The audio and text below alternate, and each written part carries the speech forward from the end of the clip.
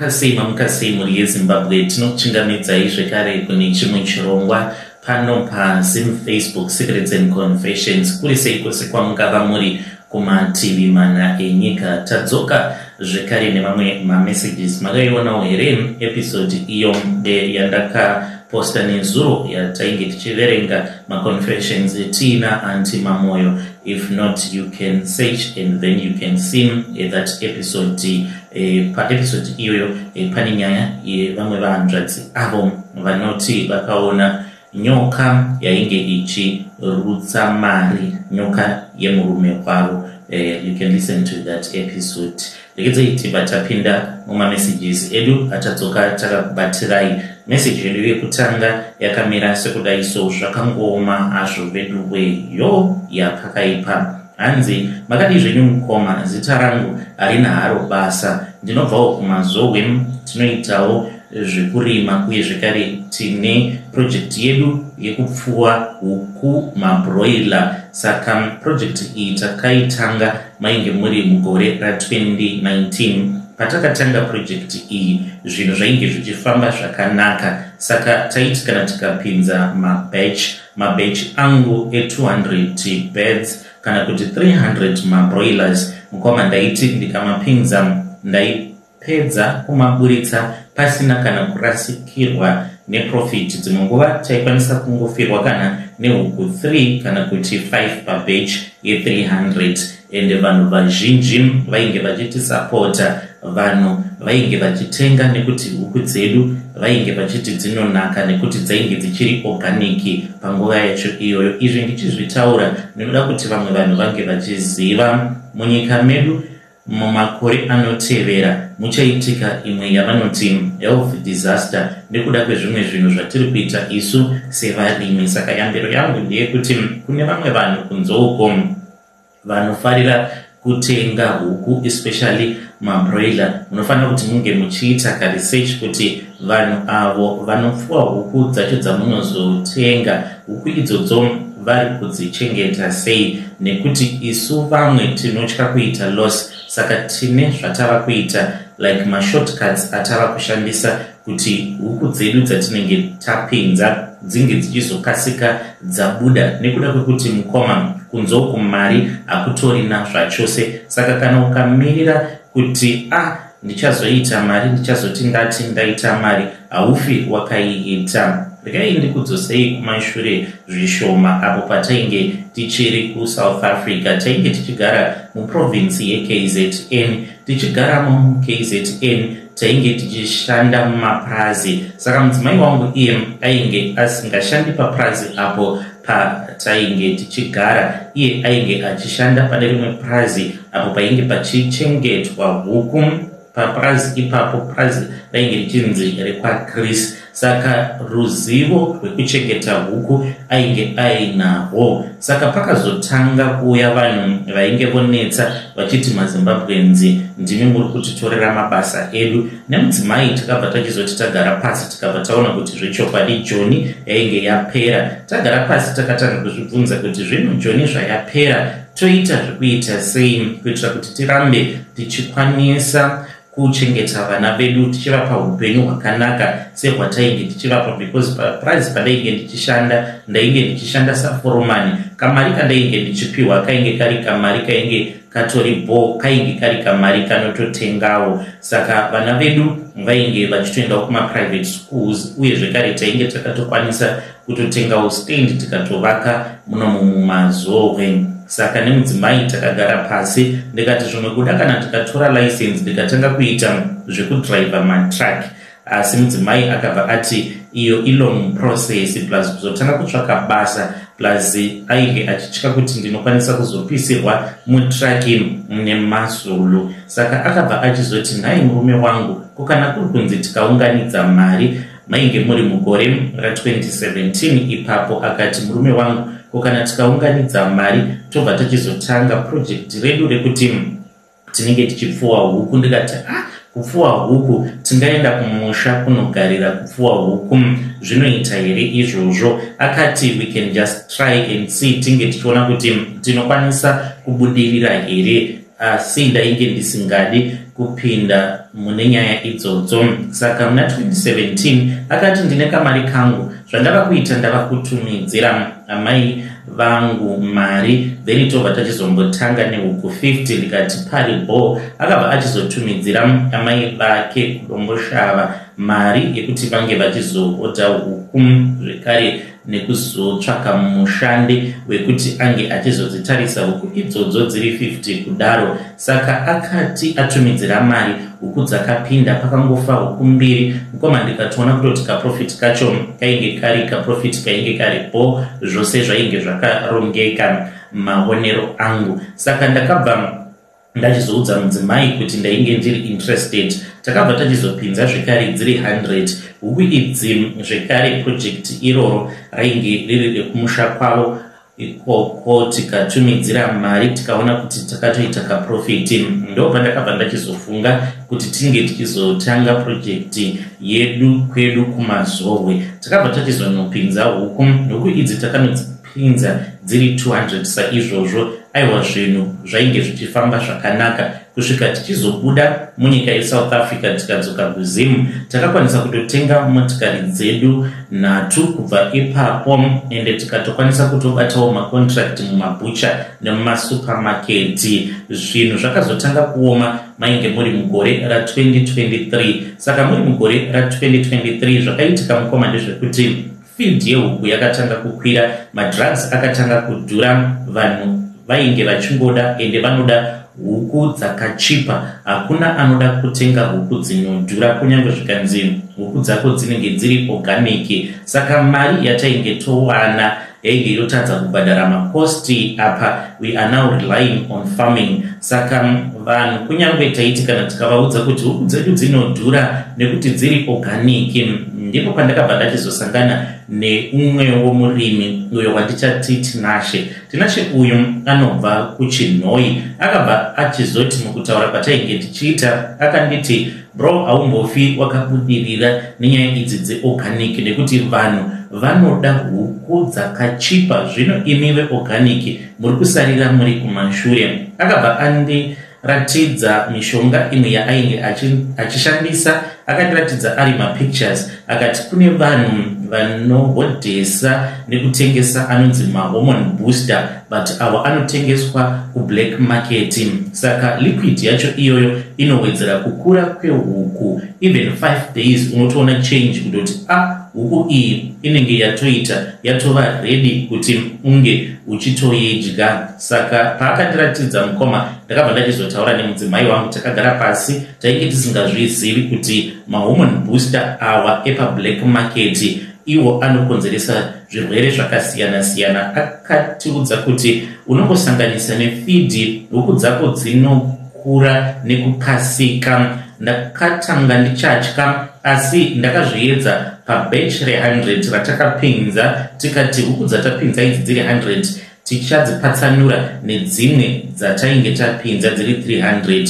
Mukomana chibatch re100 iroro paday number 4 huku dzakatanga kuwedzera zvekuti waiona kuti idzi huku dziri kukura. Paweek number 2 dzainge dzatova ready mukoma. Huku dzinofanira kuti dzinge dzichizobuda at least at 4 weeks, but huku idzi ne 2 weeks dzinenge dzatokura. Dzinenge dzava kusatokwanisa kana kufamba. Dzinenge dzichiti kana dzikafamba dzogara pasi nekuti dzinenge dzichiremerwa nemazinyama. Takatengesa huku idzi at 2.5 weeks. Mari yakapinda ende vanhu vainge vachidzifarira nekuti dzainge dzakakura kwazvo. Tainge tisingatozivi kutoti tainge tava kutoita zvinhu zvisingatendedzwi. Saka mwana wangu, pane mwana uyo akabva achizotanga kurwara because hukuwo tainge tichingodzidya. Izvi zvakazoitika rino gore muna 2025. Ndopatazotanga kuziva kuti zvekushandisa mabooster awa zvinokonzeresa zvirwere. Saka mwana wangu mukomana mudiki, mushure mekunge amai vabika huku pamba, mwana akabva achizomuka akaita rush.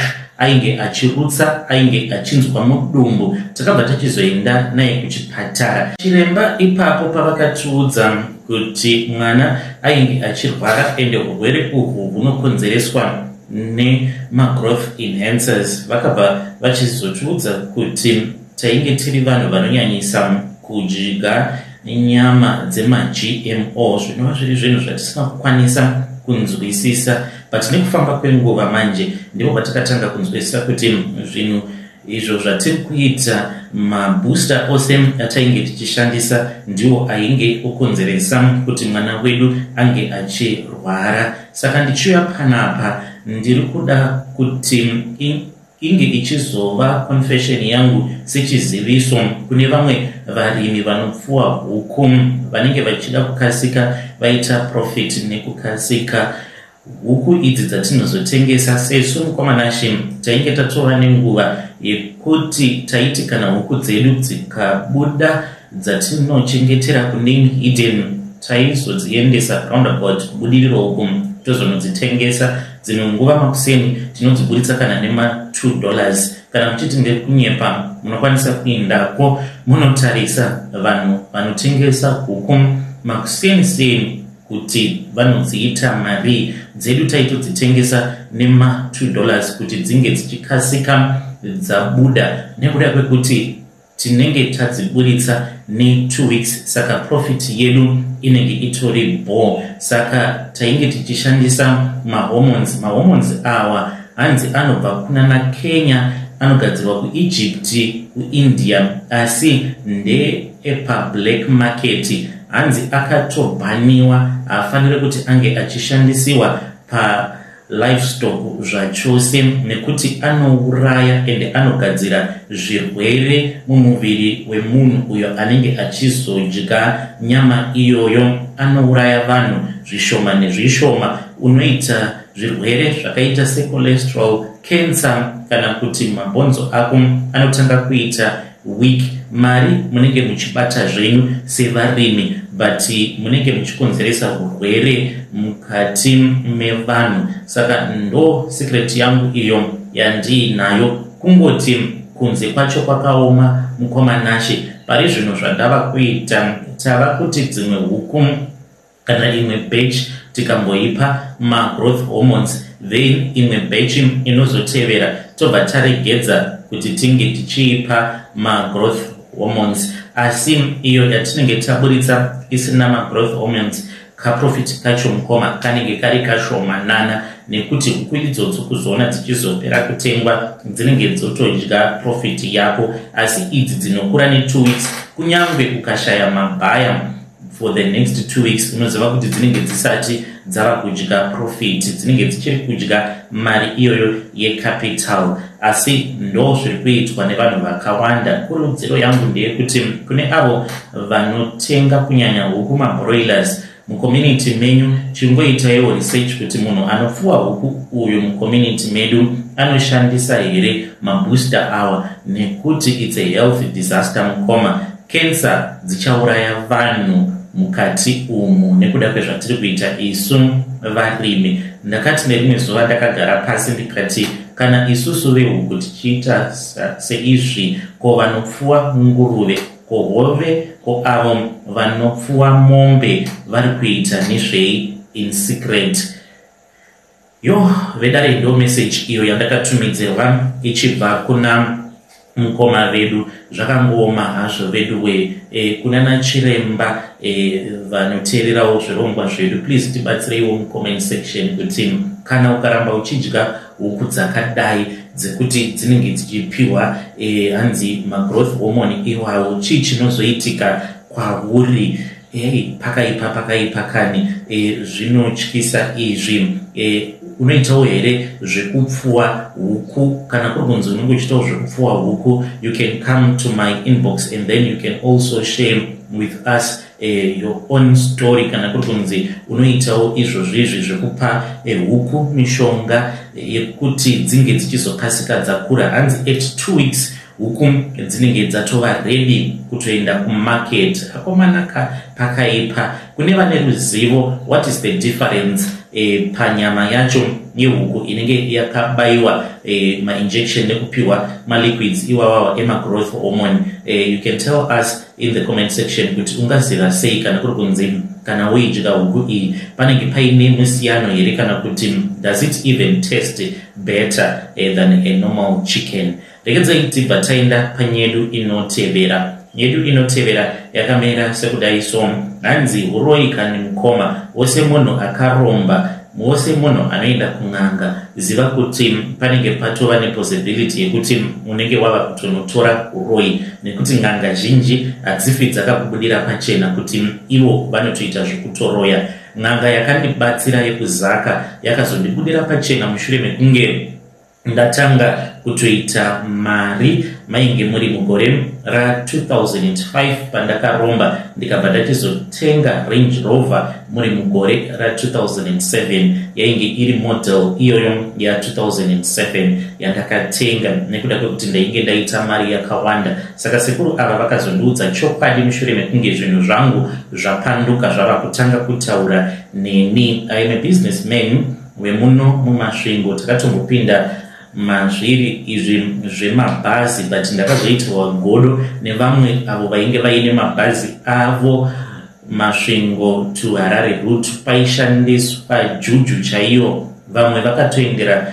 marutu awa kunana Ghana, saka zvavaita vaisa zvitsinga mumugwagwa. Saka kana bhazi rako raisirwa chitsinga iwewe usina mishonga yaunenge uchishandisa, bhazi rako rinogara richingokupa maproblems nguva dzose nekuti ivo vainge vachingoda kungomhanya vari vega route yemasvingo Harare. Handingatauri hangu nemazita, saka ndainge ndiine bhazi rangu rimwe chete iro randakatenga mushure mekunge ndati zvekushandira vamwe handichadi. Saka bhazi iri ndakatoritenga rakafa sezvo ndainge ndiri makanika ndikarigadzira kusvika rava parodhi. Ndakazonzwirwa godo nevamwe vaitova vaine mabhazi ainge akawanda akatomboitawo mukurumbira. Handina chandainge ndichiziva pandakapinda muindustry iyi. Ndaiva ndiri munhu ainge achitonamata ndichiendawo kuchechi ye7th day. Ndainge ndichinamata Mwari wangu ndichiti zvimwe kuda business rangu richafamba zvakanaka, asi bhazi rangu rakange richisirwa zvitsinga mumugwagwa, raigara richingofa nguva dzose. Ndipo pandakabva ndachizoenda kuzaka uko kwandainge ndakaudzwa kuti kwainge kuine imwe n'anga. Ndasvikapo mukoma nekushaya ruzivo panzira dzechivanhu ndainge ndichingoti yes pane zvose zvandainge ndichinzi unofanira kuti unge uchizoita. Ndatora mishonga iya mumhuri makatanga kufiwa 2 bed. Vanhu vakatanga kufamba vachiendawo mudzin'anga vachida kutsvaka kuti chii chainge chichikonzeresa kuti mumhuri munge muchifiwa. Saizvozvo ndopavakabva vachizoudzwa kuti painge paine munhu ainge akabata gona rainge rakaipa kwazvo. Ndakadzokerako kuzaka ndopandakabva ndachizoudzwa kuti mishonga yangu yandainge ndakatora ndiyo yainge yapanduka zvino, ndiyo yaipota ichitaura neni. Ndaifungidzira kuti dzainge dziri hama dzangu dzakafa idzo dzainge dzichitaura neni. Saka ndakabva ndachizoudzwa kuti ndaifanira kuti ndige ndichizosarudza pavana vangu vandainge ndakazvara. Ndainge ndiine vana vangu 5 ndikanzi ndinosarudza umwe chete uyo achazotambura. Kutambura kwake achitamburira vamwe ndiko kwainge kuchazondibatsira kuti ndinge ndichikwanisa kuzoitawo mari nekusingaperi. Ndakabva ndachizosarudza mwana wangu mukomana. Mwana wangu uyu mukomana Shim anopenga asi atori nemhuri yake yaainayo. Ndakatomuroorera mudzimai wake, kunyange zvikanzi muroora aita chipfambi handidi kuti ange achibva pamba pake. Mwana wangu anoti kana akapenga anopenga achidzoka kumba, ende paanodzoka kumba haungamboti munhu anopenga. Anoti kana akasika bonde nemudzimai wake then chinobva chadzoka chipengo chiya obva atanga kufamba. Saka achifamba iniwo matracks angu anenge achiwedzera kupinza mari. Zvemabhazi ndakazosiyana nazvo nekuti ndakaona kuti juju yacho handifi ndakaigona. Ndiko kuromba kwangu uko kwandakaita. Ndakaromba ndisingazivi kuti n'anga zhinji dzinotoroya. Sasekuru ivavo vekuzaka vakatondiudza kuti vakasiyirwa uroyi nagogo vavo, saka vakazongona kuti un'anga ndohune mari kudarika varoi ndokubva vachizotanga kuita zvekung'anga. Yaunoramba uchingofamba uchipinda mumatare akasiyana siyana, nerimwe zuva uchapinda mumatare emunhu uyo akaromba kana kuti muroi, ende anonokukamurira uroi hwake. Semuchechi hakuna kana anotombozviziva kuti ndava nemakore akawanda ndichikonzeresa kufa kwevanhu vemuchechi. Muchechi umo mandinonamatira kuno kwatigere, zvekare nehama dzakati wandei ndini ndinokonzeresa kufa kwavo. Ichoisi yandinofanira kuti ndinge ndichiita after each and every 2 years kana kuti 3 years, kuti ndosiya zvinhu zvangu zvichirova here vana vangu, ropa rangu, kana kuti hama, kana kuti vatorwa. Saka nguva zhinji ndinozosarudza kuprotecta hama nevana vangu, ndobva ndazvisiya zvichitsvaka rekurova muchechi. Ndiyo secret yangu yandinayo. Vedare ndo message iyo yandakatumidzirwa ichibva kuna mukoma vedu. Zvakangooma asho vedu way, strange things they do happen in this world. Anzi ndinonamata 7th day ndakaromba, asi vari kuti vakaromba nekusaziva. Anzi ndauya pano kuzoti ndike ndichikuudzai kuti dzimwe n'anga anzi vanenge vatori varoi. Anzi ndakaenda kun'anga ndisingazivi kuti munhu wacho anotoroya akandipa uroi hwake. Anzi mabhazi angu ainge achitsingiwa muroad. Yo yapakaipa. Rekedzai tibva taenda panyedu inotevera. Nyedu inotevera ndakaposta visualization kuFacebook mushure mekunge vamwe vahanzvadzi vanditumidzira confession yavo. Hanzi makadizve nyomukoma, ndinokumbirawo kuti munge muchindiposterawo nyaya yangu makavikawo chitupa changu. Ininiwo ndiri mudzimai, uye zvekare nyaya yangu yakatangira mainge muri mugore ra2020 mushure mekunge ndasiyiwa nemurume wangu. Chekuita painge pasina, ndainge ndichida kurarama, vana vangu vainge vachida chikafu, ndainge ndichishanda musaluni, mari yainge isingakwani, ndainge ndava nerimwe bad luck. Handizivi kuti zvaikonzereswa nehurire murume wangu here, iro raainge ogara naro, kusvika ndazosangana nemukadzi uyo ainge achibva kuChipinge, ainge ari client yeumwe uyo watainge tichishanda naye. Saka ainge ari munhu aiva nemari ende ainge aine mabotiki. Saka nerimwe zuva mukoma yakati auya kusaluni, saka waainge achida ainge asi musaluni. Ndakabva ndati mother, ndokumbira kutaura nemi, tabuda panze. Ndakangotanga kuchema ndikati mother, ndokutsvaka munhu anondibatsira, ndodawo kutanga botiki, zvinhu zvangu hazvisikana kumbofamba, ndakasiyiwa nemurume, ndodawo kusvika palevel ramakasvika iri, handizivi kuti ndingatanga sei. Akabva achizoti kwandiri, kana uchida upfumi husingaperi unofanira kuti unge uchidzikamisa hana yako, osiyana nazvo izvi zvauri kuita zvekuchema nekudemba demba, nekuti unozoshaya munhu achakubatsira. Akabva achizonditi ainge aine kwaainge achida kuzoenda neni kwaMutare. Handina kumboramba. Patakaenda paMutare ndainge ndava kutozviziva kuti kuno kwatiri kuenda uku ndikunorombesewa chete. Ainge achiti chivanhu chakakosha, chivanhu chakakosha. Saka mukutaura kwake kwaainge achiita, ndainge ndatobata nyaya yainge iripo yekuti ndaifanira kutoti ndige ndichizotoenda kunoromba uko kwatainge tichiinda. Saka takazoti tasvika, ndipo pandakabva ndachizoudzwa kuti ndainge ndiine mhuka iyo yandaifanira kuti ndige ndichizochengeta. Mhuka iyi ndiyo yainge ichazondipa mari. Nekufamba kwenguva patainge tichiriko kuMatare, ndo pandakabva ndachizoudzwa kuti ndainge ndichazopiwa mhuka, asi mhuka iyi iri nyoka. Ndakapiwa nyoka, ndikabva ndachizonzi ndaifanira kuti ndige ndichizoita mazuva 3 ndichirara nayo nyoka iyi mushure mekunge ndadzoka kuHarare. Pandakadzoka kuHarare mukoma, ndakabva ndachizotanga kuenda kumaperiods. Usiku uhwo hwandakatanga kuenda kumaperiods, ndo pandakaona umwe murume uyo akauya kwandiri. Murume uyu akangonoka, ndokubva atopinda mumba. Asi chakandinetsa mukomana chinditi kuti ndichitaura naye, vana vaitobvunza kuti nai mama muri kutaura nani, kasi muri kutaura nadhedhi pafoni, kuinga wani zvamusina kubata kana foni. Ndakavhunduka, ndo pandakabva ndachizorealiza zvinhu zvainge zvichiitika. Chainge chitori chikwambo chainge chauya kuzorara neni. Saka ndakabva ndachizoenda nacho bedroom ndokubva chachizoti kwandiri kana uchida mari ndini nyoka yako ndatumwa nasekuru vakakubatsira kuti ndinge ndichizova nyoka yako inokupa mari asi ndinenge ndichida zvinobvawo muchibereko mako.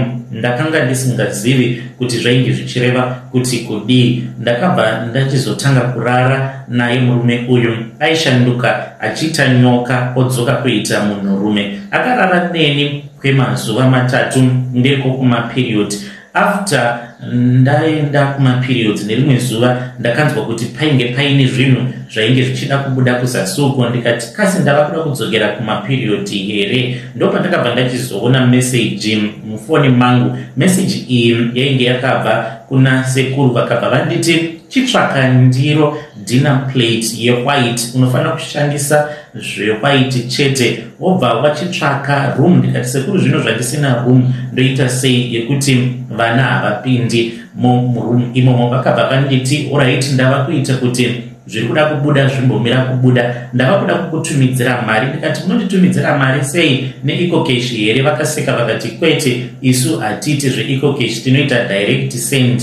Ndakashamisika mukoma because ndakangonzwa kuti vhu munzeve dzangu. Ndichinotarisa pamubhedha ndopa ndakabva ndachizoona kuti painge paine chikwama chemari icho chainge chiripo. Vakabva vanditi wachiona here chikwama changu muzukuru? Ndikati hongu sekuru, ndachiona chikwama. Vakabva vanditi mune mari irimo, mari iyi inokwana kuti unge uchibhadhara rent kwemwedzi inokwana iyo kuita 3 uye zvekare nekuti unge uchizotenga furniture. Ndakavhura ndikaona kuti mainge muine mari yainge irimo. Vakabva vanditi pari zvino chimbotsvaka imba kuZimri Park, unofanira kuti unge uchitsvaka full house. Ndakabva ndachizoita saizvozvo mukoma, ndikamhanya ndikatsvaka imba ndikawana pekugara. Vakanditi chibva watama izvezvi? Ndikati landlord wangu anozonetsana neni nekuti anofanira kuti ange achizondipa deposit yangu. Vakaseka vakanditi uchiri kufunga semurombo iwe, unofunga zveka deposit kemari ke$50 US. Saka vakabva vachizoti kwandiri ndaifanira kuti ndige ndichitotama zuva iroro. Ndakabva ndachizototama that very same day mukoma nevana. Vana vakatoshamisika vakati nhai mama, ko tatovawo nemari yekuti tinokwanisa kurenta full house? Ndikati hongu vanangu. Mangwana acho anotevera ndakabva ndachizototsvaka property ndikazadza imba yangu kuti maku. Ndakabva ndachizoshandisa imwe room. Ndikabva ndachizoudza vana kuti room iyi ndainge ndisingadi kuti inge ichizova room yavo yekutambira kana kupindamo. Ndikavaudza kuti kunyange mukaona dome rakavhurika hamufaniri kuti munge muchizopindamo muroom umu. Mazvinzwa here vanangu? Nekuti iroom yandinoshandisa kuita business. Vana vangu vakati hongu mama, tazvinzwa. Saka room iyoyo ndiyo yandakazoshandisa mushure mekunge taita settle down. Ndakatanga kunzwa kuti vhu kusikarudzi kwangu kuine zvinhu zvainge zvichida kubuda. Ndikafonera sekuru ndikati zvinhu zviya zvatanga sekuru, ndikunzwa sekunge munhu ari kuda kuzvara. Vakaseka vakanditi uri kufanira kuti unge uchizvara. Ndikati ndinokuzvara sei? Vakanditi uchaona zvichaitika. Vakanditi chitora plate yako iya yewhite dinner plate, wobva wachizoenda muroom mako muya worara pasi, asi unorara pasi wakafuka gemenzi randakati unge uchisonesa riredi usina kusimira muzasi maro. Ndikabva ndachizopindamo muroom ndiine chimhasa changu chandainge ndiinacho ndakachiwaridza pafloor. Saka ndakabva ndachizorara ndakavhura makumbo angu. Saka makabva machizopindawo mukadzi ainge akaita sekunge nesi. Apindamo muroom mandainge ndiri akabva achizotanga kundisvarisa achindisvina sikarudzi yangu. Saka pose paanenge achisvina ndinenge ndichizvara mazai. Saka mazai awa kana ndapedza kumazvara ndinobva ndachizomaisa muplate. Nyoka inobva yachizobudikira. Ndakavhunduka ipapo mukoma. Nyoka payakabudikira iri mhando yeshato ichinanzvira nanzvira. Ndakada kutiza asi yakanditi usanditiza nekuti ndini kauya akamborara newe. Ndauya kuti ndinge ndichizogamuchira chikafu chawandipakurira. Ndokubva yachizotanga kuminya mazai aya. Saka painenge ichiminya mazai iniwo ndinenge ndakapfugama kudaro ndinenge ndichideketerera ndichidana nemutupo wandisingakwanise kukuudzai. Ndinenge ndichiti idyai zvenyu mhuka huru, aiwa idyai ndozvatinenge ndichiita, asi ine mutupo wayo. Ndisakushamisai mukomanashi kuti konyoka ndinogoideketerera ndichiti mhuka huru sei. Nyoka iyi ungori mufananidzo, asi mweya wemunhu akafa uyo akatorwa kumarinda akabva achizoitwa chikwambo icho chandinoshandisa. Saka pandakatanga kuita zvinhu izvi mazuva ekutanga, ndichatangawo kudya mari, kukwanisa kutengawo hembe dzinodhura, kukwanisa kuzvitengerawo motikari, kutangawo kutoshandisawo iPhone for the first time. Ndaiona sekunge ndiri kugona, but iko zvinozvi makore afamba, ndaneta manje, ende sekuru havana kundibudira pachena kuti kupera kuchazoita mazai angu muchibereko mangu ndiko kufa kwandichazoita. Vamwe vanokwanisa kuti mazai emuchibereko nemawandiro awo aanenge akaita kubva uchadya mari kusvika wachembera. Nyoka iyi iko zvinozvi yava kudhimanda, like ipapo ndaiti kana ndikakwanisa kuzvara mazai 2 kana 3 yaitoguta, asi iko zvinozvi inokwanisa kundimanikidza kuti pazuva ndinge ndichiburitsa mazai 10 kana kuti 20, sometimes even 50. Saka zvinenge zvichirwadza.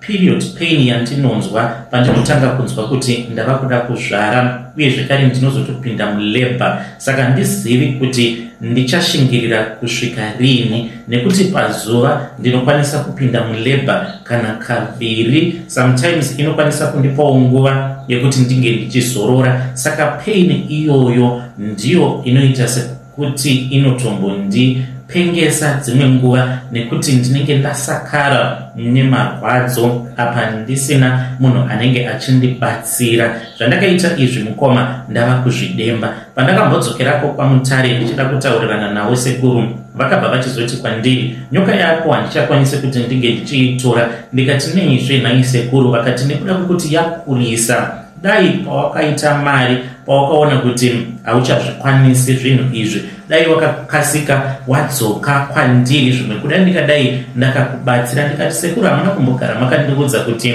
ndiwo ma-terms and condition emhiko dzacho, kuti kana waona kuti waita mari isati yakura, because iko zvino zvinyoka iyi yakura mukoma zvekuti kana kuisumudza haungamboisimudzi, kana mubhuti remotikari haitokwani. Pandakamboenda nayo kwaMutare, zvandakaita mukomanashi ndezvekuti ndakavhura maseat ekuback seat ndikamaradzika, ndikabva ndachizoisa mubhuti. Yainge yakagara mubhuti, but yakarara zvekare, yakaita zvekuzvambarara, yakazvipeta pamusoro peback seat. Ndikabva ndachizoenda nayo kwaMutare, ndichifamba mukomanashi nemotikari yangu yainge yakaita kudzikira, yakaita sekunge yainge yakatakura zvinhu zvinorema zvakawanda, izvo yainge iri nyoka. Saka ndakaenda nayo ndikati sekuru, yaimuone nyoka iyi handichazivi kuti ndoita sei nayo. Kukura kwairi kuita sekuru, nyoka iyi yava kunditorera mazai akawanda. Ndiri kutya kuti iri kunyanyisa kukamura upenyu hwangu, mazuva angu amakandipa ekurarama. Ndibetserei sekuru. Asi ivo vakati sezvo yakurisa, ivo havana pekuti vanokwanisa kuichengetera, saka ndinofanira kuti ndige ndichidzokera nayo. Ndakabva ndachizodzoka nayo kuno kwandigere mukomanashi. Nyoka iyi inongoswera irimo murumu mayo, dzimwe nguva inokwanisa kungoburitsa musoro wayo ichingorohwawo nezvimhepo, asi ndini ndega ndinokwanisa kuiona nyoka iyi. Handizivi kuti ndingawana munhu anokwanisa kundibatsira here. Ndaneta nekungodyirwa mari, mazita handidi hangu kutaura nekuti vamwe vacho vanoroya. Vana sekuru ava kune kwandakaenda, vamwe sekuru avo vakatombopiwa 2 ngekuti vanogona chaizvo. Ndakaenda kwavari ndikati, sekuru, imi zvamunozviti munodzigona nyaya idzi, ndiyo nhau yangu iyi yandiinayo, mari yekukubhadharai ndinayo, asi kuti munge muchizondiburitsa pamakamera handidi. Saka pandakaramba kuburitswa pamakamera, vakabva vachizoti tainge tichazoita zvinhu zvedu in secret vasingazodaidzi vanhu vaya majournalist vanouya vachitapa nhau. Saka vakatanga kundibatsira, asi mari yavainge voda yainge yakawandisa. Ndikati kunyange zvangu ndiine mari sekuru, asi mari yakawanda kudaro yekukupai handina. Vakazongondibatsira mukomanashi. Pamari yandakavapa hapana kana chakambochinja. Ndakavapa $28,000 US dollars. Ndakazotoona pane mamwe mavideo ndikatoona kuti ko mari iya yandakavapa ingawani yakatoshanda. Ndine madevelopments awo andakatoona akaitika. Saka ndakavapa 28,000 US dollars yandakavapa. Hapana kana change yandakamboona. Nyoka yangu yakatowedzera kutotsamwa. Zuva iroro mukoma yakaswera yakanditsikirira, yakandigadha ichiti hakuna kwaunoenda. Ndaibuda nekupinda ndichinzwa malabor pain, ndichingozvara muswere wese wezuva, ichiti ndo punishment yako. Ndiri kutsvaka vanhu vanokwanisa kundibatsira, vanoziva zvavanoita, nekuti chinhu ichi chatova chirombo, chikwambo chakaipa chiri kundipedza. Ndiri munhu ane mari, asi kana glow chaiyo yemunhu ane mari handina. Ndinogara ndakaita kusakara. Dzimwe nguva ndinokwanisa kungobuda mazipundu kufesi. Dzimwe nguva ndinoita sekunge munhu ava ne 10 years asingazori mafuta. Ndinofunuka kufesi kwangu. Kana mukandiona munokwanisa kuti munhu uyu haana kana mari yaainayo. Yeti ndine vashandi vanosvika more than 60 avo vandiinavo. Ndatambudzwa neurombwa hwangu. Kana vari sevana vangu mukoma, zvavanotoita dzimwe nguva zvinototyisa, nekuti usiku vanokwanisa kana kungoscreama. Ukamhanya ukaenda kuspare bedroom kwemwana ukanomubvunza kuti chii chiri kuitika, mwana anongokuudza kuti mumba manga mapinda munhu anga achida kundibata chibharo. Kana ari mwana mukomana anenge achiti mumba manga mapinda munhu anga akabata demo, anga achida kundiuraya. Vedare ndo message iyo yandakatumidzirwa ichibva kuna vanzvadzi vedu. Nainiko zvazvakangooma hazvo vedu we, ngatizamei kuti tinge tichitaura navo mucomment section. Hanzi nyoka iyi yava kungoramba ichida ropa, handichaziviwo kuti ndoita sei. Apa hanzi inenge ichida mazai akawanda. Apa sekuru vacho vekwamutare havachadi kuigamuchira nyoka yavo nekuti yakurisa. Strange things they do happen in this world. Inzwaiwo nyaya iri pano. Hanzi mukomanashi makadii zvenyu. Ndinokumbirawo kuti muge muchindiposterawo nyaya yangu makavika chitupa changu. Ndiri mudzimai, ndine makore 33 years kuberekwa. Handina mwana. Murume wose wandinenge ndadanana naye anofa. Apa ndakanaka zvinengei. Vanhu vazhinji vanotoshamisika kuti I am not married. Ndinoti kana ndikapfimbwa nemunhurume anenge achitotya kutondipfimba nekuda kwekunaka kwandakaita. Ndakakurirawo muBorodale muBrook. Vabereki vangu vainge vari vanhu vane mari. Saka vabereki vangu vainge vari masatanisti, vainge vakarombera kuNigeria, saka vaita zvesatanism. Mumba medu mainge mutori nethrone room umo mavaiti kana tava kuda kuenda kuchechi vaitanga vapinda muthrone room vobva vakisa Baphomet. Mainge muine idol yainge irimo tobva tachizoenda kuchechi. They were big sponsors and donors muchechi medu matakakura tichienda. Vabereki vangu vakazoshaika zvavo, but amai vava kuda kufa vakabva vachizotiudza chokwadi. Secret yavo yainge iri yekuti ndivo vakapondesa gogo. Saka vakati gogo mutumbi wavo wakavigwa mufoundation but muri mubathroom.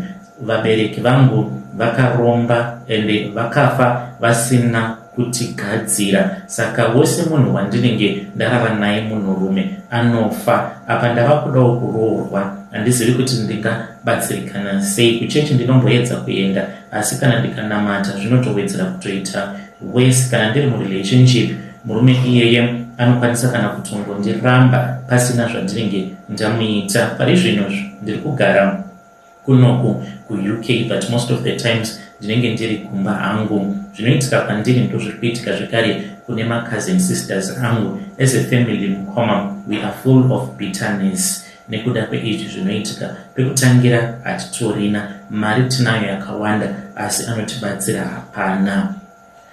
Yo, vedai ndo message iyo yandakatumidzirwa ichibva kuna vanzvadzi vedu. Ngatizamei kuti tinge tichitaura navo vanzvadzi vedu ava mucomment section. Anzi murume wese uyo wandinenge ndarara naye anofa, anourawa nezvinhu zvainge zvichishandiswa nevabereki vavo. Anzi vakajoina Satanism yekuNigeria.